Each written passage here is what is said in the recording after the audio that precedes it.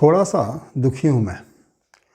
आज कहीं मैं गया हुआ था तो उन्होंने कहा कि उनका एक लड़का है, उसके बारे में उन्होंने कहा कि इसकी जो मैथमेटिक्स है वो थोड़ा देख देने के लिए, पढ़ा देने के लिए। तो मैंने बस चेक करने के लिए ना उससे 2 क्वेश्चंस किए। एक टाइम एंड वर्क से रिलेटेड था और एक प्रॉफिट एंड लॉस का था। दोनों क्वेश्चंस बहुत ईजी थे, इतने ईजी थे कि वो बिना पेन पेपर के भी बन जाते, लेकिन बनता वो उसी से जिसका कंसेप्ट थोड़ा क्लियर रहता।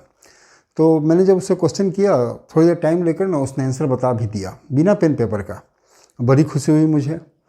अगला क्वेश्चन मैंने इससे किया उससे कि अच्छा बेटा बना तो दिया तुमने, तो कैसे इसको सॉल्व किया बिना पेन पेपर का, ज़रा बतलाओ हमको। उसके बाद जो उसने बतलाया तो मतलब ऐसा लगा ना कि वो जो चीज़ बतला रहा है वो तो मैं नहीं समझ पाया। ऐसा लगा कि जो थोड़ा बहुत जानकारी मुझे है वो भी कहीं मेरे दिमाग से निकल ना जाए। पता नहीं क्या कैसे सर ये यहाँ चला जाएगा, वो वहाँ चला जाएगा, उल्टा पुल्टा करके। हम मतलब वो कहने का मतलब कि उसने कोई ट्रिक लगाकर या शॉर्टकट से उसने उसको सॉल्व कर दिया। हमने कहा कि अच्छा चलो ठीक है, आंसर तो तुम्हारा सही है, लेकिन यदि ये सब्जेक्टिव ऑब्जेक्टिव ना हो कि सब्जेक्टिव कहीं क्वेश्चन हो जाए, यदि इसको बनाना पड़े पूरे डिटेल के साथ, तो कैसे बनाओगे इसको। कहा उसने कि सर नहीं, हम जिस कंपटीशन की तैयारी कर रहे हैं ना वहाँ पर सिर्फ ऑब्जेक्टिव ही आता है और हम लोगों को ऐसे ही बताया गया है सर, ऐसे तो कुछ है नहीं कि डिटेल में इसको बनाया जाए, ऐसे किया जाए वैसे किया जाए। हम कहे नहीं, बात तो सही है कि तुमने जो बनाया है आंसर आ गया सही है, लेकिन यदि क्वेश्चन कोई पूछा जाता है बुक में ही है, तुम बुक बनाते होगे तो तुमने जिस तरह से बताया उस तरह से तो नहीं है बुक में। तो नहीं सर, हम लोग को ऐसे ही बताया गया है। थोड़ी देर में समझ में आया कि गलती उसकी नहीं थी। अब बच्चा है, जो उसको पढ़ाया जाएगा वही पढ़ेगा वो, ठीक है। मैं थोड़ी देर रुकने के बाद ना उठा और बस अपना रास्ता पकड़ा मैंने। वहाँ से रास्ते में ये समझ में आ रहा था मुझे कि ये जो ट्रिक्स और ये शॉर्टकट्स है, ये बच्चे को किस तरह से इसने बर्बाद कर रखा है, ये बर्बाद कर रहा है, ठीक है ना। जानना ही नहीं चाहते हैं बच्चे, या ये कहिए कि उनको बताया भी नहीं जाता है कि इसके अलावा कोई और भी तरीका है जिससे इस क्वेश्चन को सॉल्व किया जा सकता है।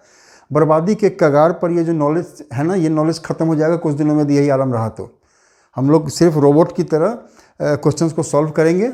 और नॉलेज क्या होता है ना, कुछ सीखेंगे नहीं क्वेश्चन बनाने से, बन गया ना बात ख़त्म है। एक तो फॉर्मूला होता है, वो भी बच्चे याद कर लेते हैं। वो जानना ही नहीं चाहते कि जो फॉर्मूला होता है ना वो डिसाइडेड नहीं होता है, डेराइव्ड होता है।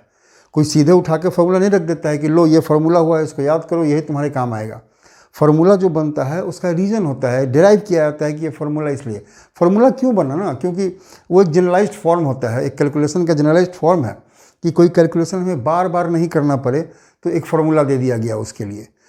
बच्चों को ये जानना चाहिए कि ये फार्मूला यदि आया है तो ये फार्मूला कैसे डिराइव होता है, वो भी बच्चे नहीं जानना चाहते हैं। इतना ही कम नहीं था तो ऊपर से ट्रिक्स और ये शॉर्टकट्स, ठीक है, जो पढ़ रहे हैं इसके चक्कर में ज़िंदगी भर पछताएंगे। हम बतला रहे हैं, हम तुमको कह दें कि कोई 2 नंबर है जिसके लास्ट में 5 है, उसको यदि दोनों को मल्टीप्लाई करना है 45, हम तुमको यदि बतला दें कि इसको कैसे मल्टीप्लाई करते हैं, तो 5 को 5 से मल्टीप्लाई करो 25 हो गया, और इसमें 1 ऐड करो तो 5 हो गया, और नीचे से मल्टीप्लाई कर दो 5 4 जा 20, ठीक है ना। यही इसका आंसर हो गया। ये आंसर बिल्कुल सही है, मल्टीप्लाई करके देख लेना, ठीक है ना। इसका मतलब ये नहीं है कि मैंने तुम्हें मल्टीप्लिकेशन सिखला दिया, ये मैंने तुम्हें ट्रिक बताया, तुम्हारा आंसर भी सही आ गया। कहीं क्वेश्चन आएगा तुम बना के निकलोगे, तुमको नंबर्स भी आएंगे, लेकिन इसका मतलब ये नहीं है कि तुम्हें मल्टीप्लिकेशन आ गया, ठीक है ना। किसी भी चीज़ को जानना, एक नॉलेज लेना, इससे तुम क्या समझते हो कि तुम इस तरह से ट्रिक समझ के आंसर निकालोगे तो मल्टीप्लिकेशन तुम जान गए, मल्टीप्लिकेशन की नॉलेज तुम्हें आ गई? नहीं आई। देखो बात समझो, किसी भी चीज़ को समझना बहुत इंपॉर्टेंट है। यदि तुम उसको नहीं समझोगे, आगे किसी काम का वो नहीं रहेगा। हम तुमसे यदि पूछें कि 50 × 50 कितना होता है, तुम तुरंत बतला सकते हो कि सर ये 2500 होगा, ठीक है, फाइन।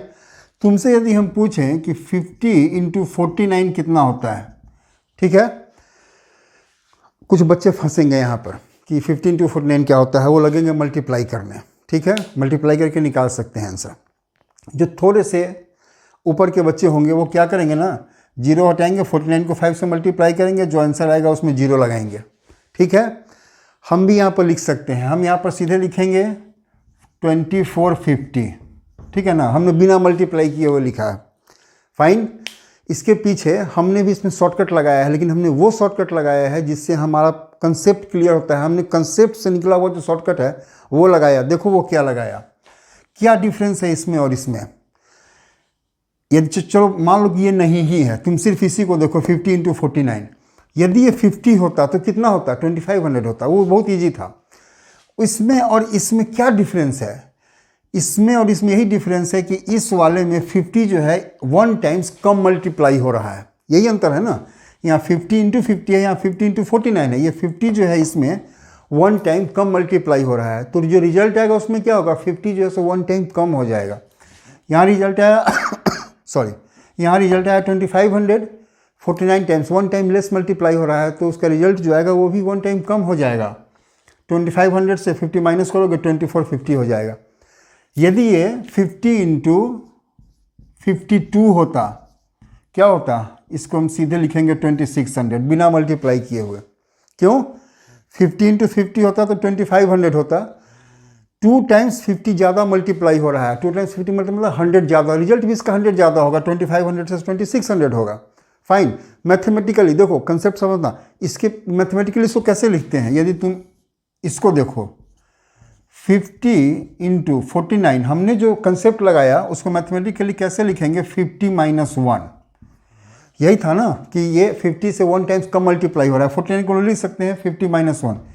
इस 50 को डिस्ट्रीब्यूट करो, कितना हो जाएगा, 50 इंटू 50 माइनस 50 इंटू 1, कितना आ गया ये 2500 माइनस 50, कितना आ गया 2550। यही आंसर आया ना, जो यहाँ था सो यहाँ आ गया।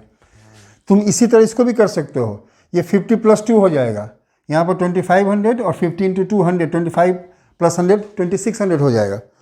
किसी भी चीज़ को यदि तुम कर रहे हो सॉरी, तो यदि तुम शॉर्टकट और ट्रिक के चक्कर में पड़ोगे ना, नंबर्स तो आ जाएंगे, जहाँ होना है तुम वहाँ पहुँच भी जाओगे, ठीक है ना। लेकिन पूछ बेटा तुम्हारी ज़िंदगी में कभी नहीं होगी, क्योंकि तुम्हारे पास नॉलेज कभी नहीं रहेगा। इसलिए मेरा रिक्वेस्ट है तुमसे, गार्जियन से भी रिक्वेस्ट है कि वो सिर्फ यही नहीं देखें कि बच्चे बना रहे हैं या कि नहीं बना रहे हैं, स्टडी कर रहे हैं कि नहीं कर रहे हैं। थोड़ा ध्यान दें उन पर कि जो बना रहा है क्वेश्चन वो किस तरह से बना रहा है। यदि ऐसे ही किसी कंपटीशन में निकलना और ऐसे ही सक्सेस आजकल के लाइफ में हासिल करना ना इतना आसान नहीं है, बहुत मुश्किल है। यदि आप टाइम उनके पीछे नहीं देंगे तो कुछ कमी रह जाएगी उनमें। इसलिए आप टाइम उनके पीछे दें, यही नहीं देखें कि वो बैठा हुआ पढ़ रहा है कि नहीं पढ़ रहा है। आप ये भी देखिए कि यदि वो पढ़ रहा है, कैसे पढ़ रहा है, क्या पढ़ रहा है, कुछ सीख भी नहीं, क्या सीख भी रहा है या नहीं रहा है, या बस ऐसे ही बस लगा हुआ है। आप टाइम दें। और बच्चों, हम फिर तुमको कहते हैं, मैथमेटिक्स में क्यों, कैसे, ये 2 क्वेश्चंस हमेशा जबान पर रहने चाहिए। जो तुम्हें पढ़ा रहा है उससे तुम हमेशा जहाँ कुछ समझ में नहीं आए तर्क से पूछो कि सर ये कैसे हुआ, सर ये क्यों हुआ, और वहाँ तक पूछो जहाँ के आगे क्यों और कैसे की कोई गुंजाइश नहीं बचे। तभी तुम्हें कुछ ज़िंदगी भर के लिए हासिल हो पाएगा।